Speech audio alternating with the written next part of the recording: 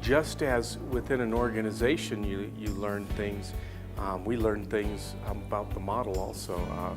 We currently do research through working with organizations, and we actually have what we call an insight survey right now that gives us data points from organizations.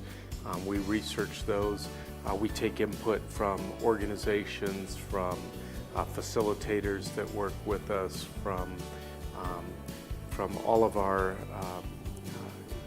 not clients, but from all of our recipient organizations.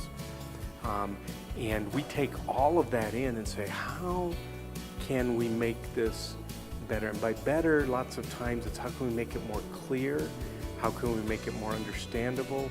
How can we make it easier for people to understand the relationship between principles, systems, tools, and results, and culture, and how those all work together? So absolutely, as we learn how those connections work together better and better, absolutely, we'll make changes as necessary.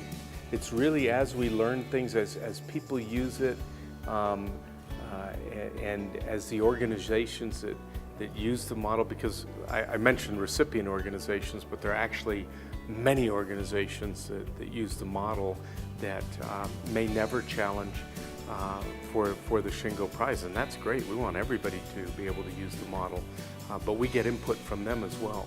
So we're constantly taking all this feedback that we're getting and looking at it and researching it, and seeing how we can better improve the model. And oh, absolutely, it will evolve over time. If it doesn't evolve over time, then we're not sticking to the core of how you improve things, right? Yeah. So we want to make sure that absolutely we're making additions, we're making clarifications, and we're improving the model as time goes on. Absolutely.